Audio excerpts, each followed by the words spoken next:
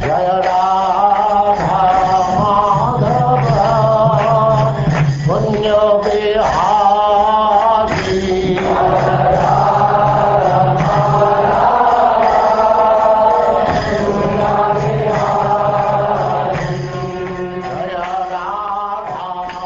And now, Chapter 24, the Subterranean Heavenly Planets.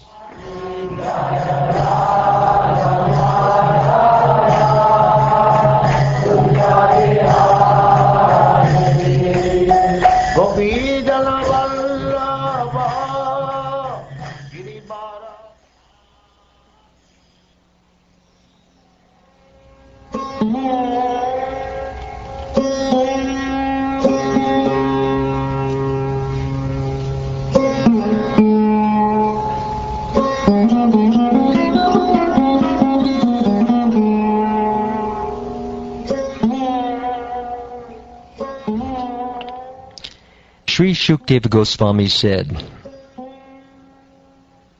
My dear king, some historians, the speakers of the Puranas, say that 10,000 yojanas, or 80,000 miles below the sun, is the planet known as Rahu, which moves like one of the stars. The presiding deity of that planet, who is the son of Simhika, is the most abominable of all asuras. But although he is completely unfit to assume the position of a demigod or planetary deity, he has achieved that position by the grace of the Supreme Personality of Godhead. Later I shall speak further about him. The sun globe, which is a source of heat, extends for 10,000 yojanas or 80,000 miles. The moon extends for 20,000 yojanas or 160,000 miles, and Rahu extends for 30,000 yojanas or 240,000 miles. Formerly, when nectar was being distributed, Rahu tried to create dissension between the sun and moon by interposing himself between them. Rahu is inimical toward both the sun and the moon, and therefore he always tries to cover the sunshine and moonshine on the dark moon day and full moon night.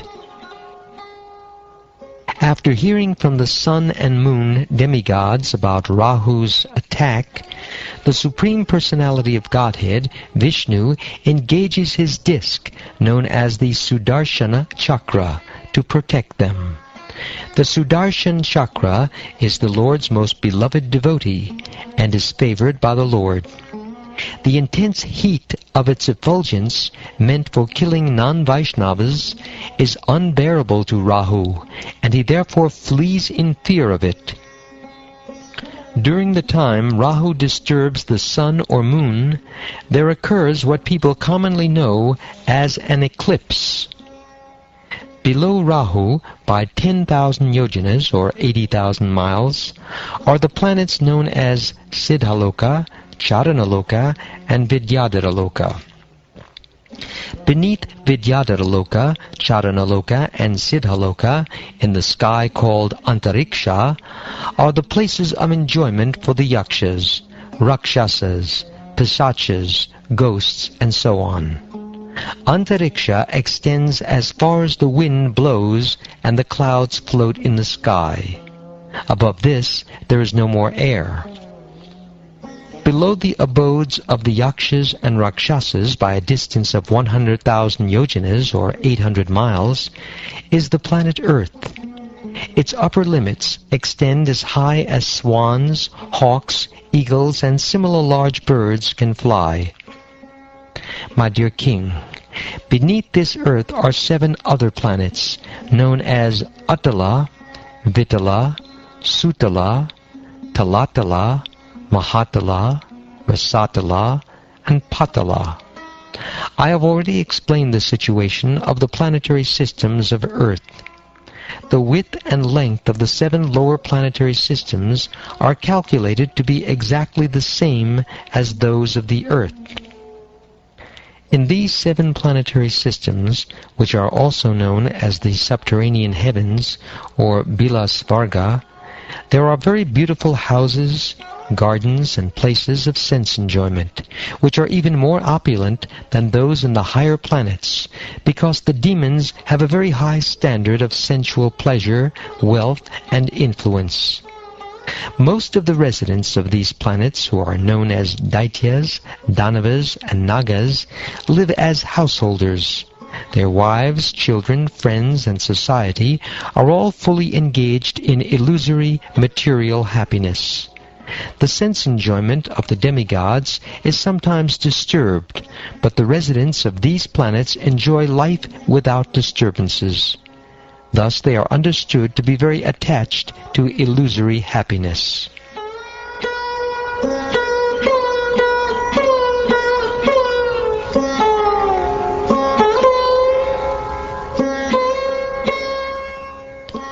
My dear King, in the imitation heavens known as Bilasparga, there is a great demon named Maya Danava, who is an expert artist and architect.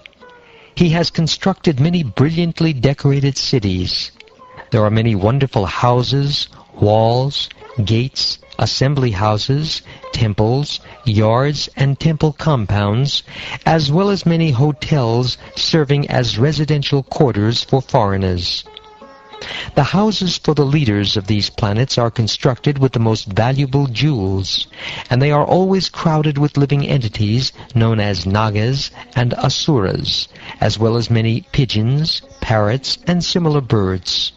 All in all, these imitation heavenly cities are most beautifully situated and attractively decorated. The parks and gardens in the artificial heavens surpass in beauty those of the upper heavenly planets. The trees in those gardens, embraced by creepers, bend with a heavy burden of twigs with fruits and flowers, and therefore they appear extraordinarily beautiful. That beauty could attract anyone and make his mind fully blossom in the pleasure of sense gratification. There are many lakes and reservoirs with clear, transparent water, agitated by jumping fish and decorated with many flowers, such as lilies, kuvalayas, kalaras, and blue and red lotuses. Pairs of chakravakas and many other water birds nest in the lakes and always enjoy in a happy mood, making sweet, pleasing vibrations that are very satisfying and conducive to enjoyment of the senses. Since there is no sunshine in those subterranean planets, time is not divided into days and nights, and consequently fear produced by time does not exist. Many great serpents reside there with gems on their hoods, and the effulgence of these gems dissipates the darkness in all directions. Since the residents of these planets drink and bathe in juices and elixirs made from wonderful herbs, they are freed from all anxieties and physical diseases. They have no experience of gray hair, wrinkles, or invalidity. Their bodily lusters do not fade, their perspiration does not cause a bad smell, and they are not troubled by fatigue or by lack of energy or enthusiasm due to old age. They live very auspiciously and do not fear death from anything but death's established time, which is the effulgence of the Sudarshan Chakra of the Supreme Personality of Godhead. When the Sudarshan disk enters those provinces, the pregnant wives of the demons all have miscarriages due to fear of its effulgence. My dear King, now I shall describe to you the lower planetary systems one by one, beginning from Atala. In Atala, there is a demon, the son of Mayadanava, named Bala, who created 96 kinds of mystic power. Some so-called yogis and swamis take advantage of this mystic power to cheat people even today. Simply by yawning, the demon Bala created 3 kinds of women, known as Sphyrani, Kamini, and Pumshchali. The Sphiranis like to marry men from their own group. The Kaminis marry men from any group, and the Pumshchalis change husbands one after another. If a man enters the planet of Atala, these women immediately capture him and induce him to drink an intoxicating beverage made with a drug known as Hattika or Cannabis indica. This intoxicant endows the man with great sexual prowess, of which the women take advantage for enjoyment. A woman will enchant him with attractive glances, intimate words, smiles of love, and then embraces. In this way she induces him to enjoy sex with her to her full satisfaction. Because of his increased sexual power, the man thinks himself stronger than 10,000 elephants, and considers himself most perfect. Indeed, illusioned and intoxicated by false pride, he thinks himself God, ignoring impending death. The next planet below Atala is Vitala, wherein Lord Shiva, who is known as the master of gold mines, lives with his personal associates, the ghosts and similar living entities. Lord Shiva, as the progenitor, engages in sex with Bhavani, the progenitress, to produce living entities, and from the mixture of their vital fluid, the river named Hattiki is generated. When fire, being made to blaze by the wind, drinks of this river, and then sizzles and spits it out, it produces gold called Hattika.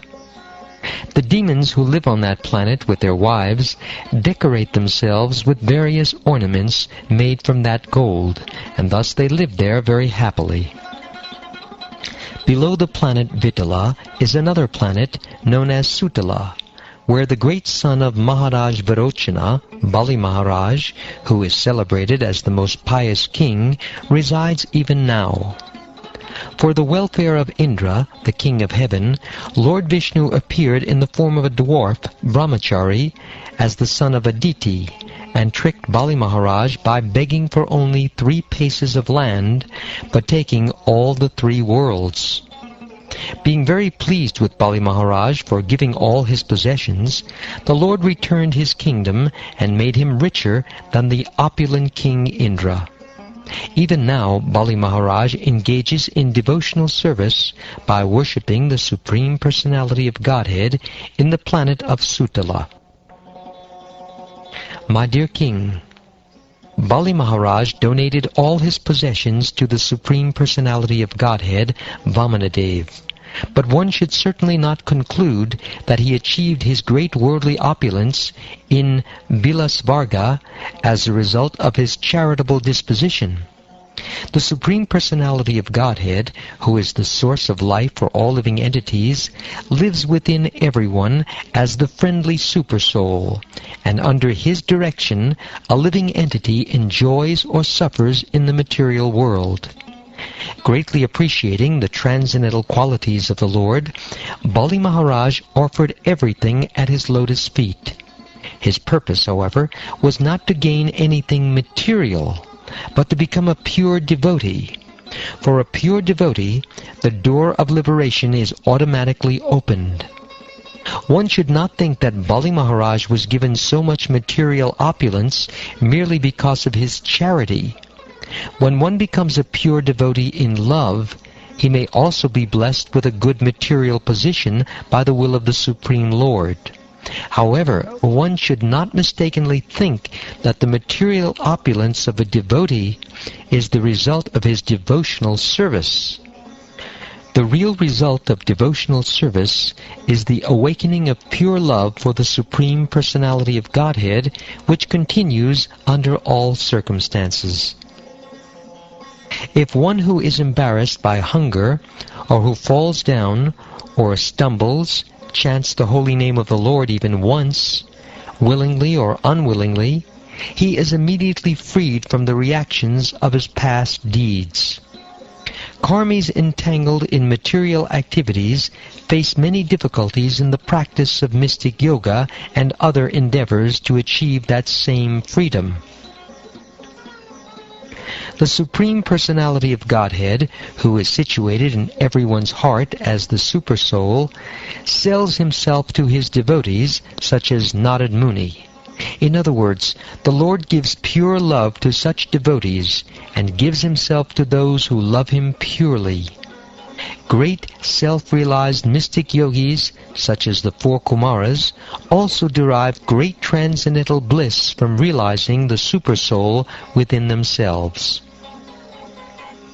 The Supreme Personality of Godhead did not award his mercy to Bali Maharaj by giving him material happiness and opulence, for these make one forget loving service to the Lord.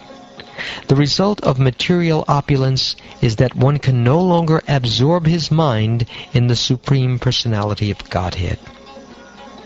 When the Supreme Personality of Godhead could see no other means of taking everything away from Bali Maharaj, he adopted the trick of begging from him and took away all the three worlds. Thus only his body was left, but the Lord was still not satisfied. He arrested Bali Maharaj, bound him with the ropes of Varuna, and threw him in a cave in a mountain.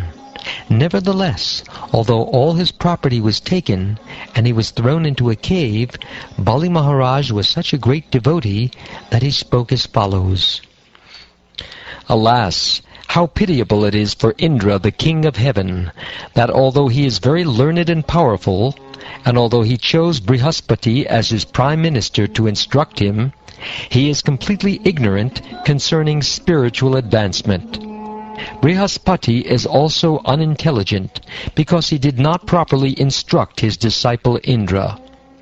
Lord Vamanadev was standing at Indra's door, but King Indra, instead of begging him for an opportunity to render transcendental loving service, engaged him in asking me for alms to gain the three worlds for his sense gratification. Sovereignty over the three worlds is very insignificant, because whatever material opulence one may possess lasts only for an age of Manu, which is but a tiny fraction of endless time. My grandfather, Prahlad Maharaj, is the only person who understood his own self-interest. Upon the death of Prahlad's father, Hiranyakashipu, Lord Nrsingadev wanted to offer Prahlad his father's kingdom, and even wanted to grant him liberation from material bondage, but Prahlad accepted neither. Liberation and material opulence, he thought, are obstacles to devotional service, and therefore such gifts from the Supreme Personality of Godhead are not his actual mercy. Consequently, instead of accepting the results of karma and jnana, Prahlad Maharaj simply begged the Lord for engagement in the service of his servant. Persons like us, who are still attached to material enjoyment, who are contaminated by the modes of material nature, and who lack the mercy of the Supreme Personality of Godhead, cannot follow the supreme path of Prahlad Maharaj, the exalted devotee of the Lord.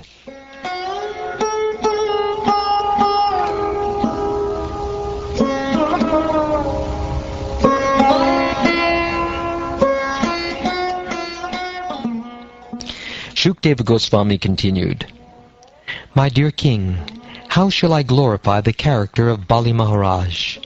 The Supreme Personality of Godhead, the Master of the three worlds, who is most compassionate to his own devotee, stands with club in hand at Bali Maharaj's door.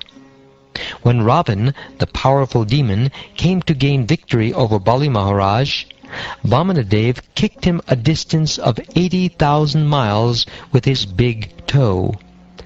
I shall explain the character and activities of Bali Maharaj later in the 8th canto of Srimad Bhagavatam. Beneath the planet known as Sutala is another planet called Talatala, which is ruled by the Danava demon named Maya. Maya is known as the Acharya or master of all the Mayavis, who can invoke the powers of sorcery.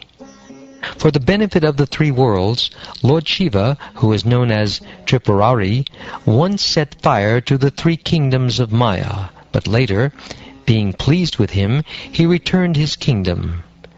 Since that time, Maya Danava has been protected by Lord Shiva, and therefore he falsely thinks that he need not fear the Sudarshan Chakra of the Supreme Personality of Godhead. The planetary system below Talatala is known as Mahatala. It is the abode of many hooded snakes, descendants of Kadru, who are always very angry. The great snakes who are prominent are Kuhaka, Takshaka, Kaliya, and Sushena. The snakes in Mahatala are always disturbed by fear of Garuda, the carrier of Lord Vishnu, but although they are full of anxiety, some of them nevertheless sport with their wives, children, friends, and relatives. Beneath Mahatala is the planetary system known as Rasatala, which is the abode of the demoniac sons of Diti and Danu. They are called Panis, Nivatakavachas, Kalayas, and Hiranya Puravasis, those living in Hiranyapura. They are all enemies of the demigods, and they reside in holes like snakes. From birth they are extremely powerful and cruel, and although they are proud of their strength, they are always defeated by the Sudarshan Chakra of the Supreme Personality of Godhead, who rules all the planetary systems.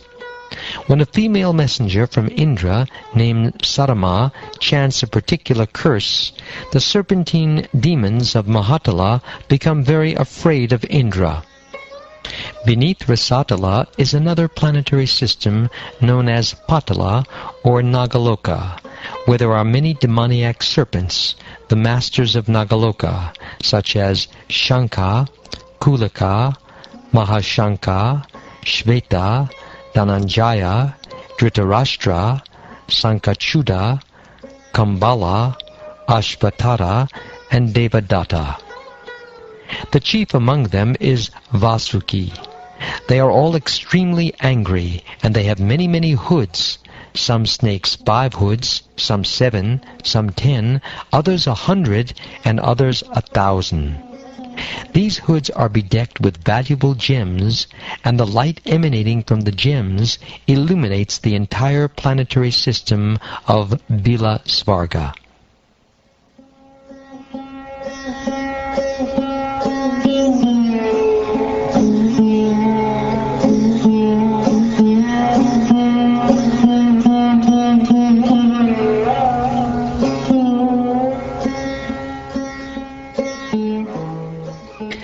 Thus ends the 24th chapter of the 5th canto of the Srimad Bhagavatam, entitled The Subterranean Heavenly Planets, 140,000 miles. Formerly, when nectar was being distributed, Rahu tried to create dissension between the sun and moon by interposing himself between them. Rahu is inimical toward both the sun and the moon, and therefore he always tries to cover the sunshine and moonshine on the dark moon day and full moon night. After hearing from the sun and moon demigods about Rahu's attack, the Supreme Personality of Godhead, Vishnu, engages his disc, known as the Sudarshana Chakra, to protect them. The Sudarshan Jaya Radha Madhava Punya Vihari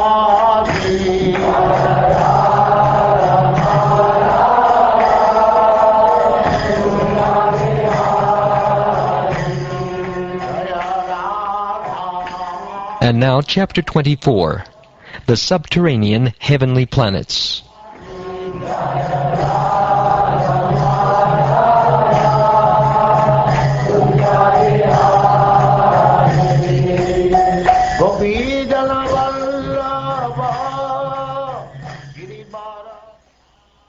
Chakra is the Lord's most beloved devotee and is favored by the Lord. The intense heat of its effulgence, meant for killing non-Vaishnavas, is unbearable to Rahu, and he therefore flees in fear of it. During the time Rahu disturbs the sun or moon, there occurs what people commonly know as an eclipse. Below Rahu, by 10,000 yojanas or 80,000 miles, are the planets known as Siddhaloka, Charanaloka, and Vidyadaraloka. Beneath Vidyadaraloka, Charanaloka, and Siddhaloka, the presiding deity of that planet, who is the son of Simhika, is the most abominable of all asuras. But although he is completely unfit to assume the position of a demigod or planetary deity, he has achieved that position by the grace of the Supreme Personality of Godhead. Later I shall speak further about him. The sun globe, which is a source of heat, extends for 10,000 yojanas or 80,000 miles. The moon extends for 20,000 yojanas or 160,000 miles, and Rahu extends for 30,000 yojanas or 200.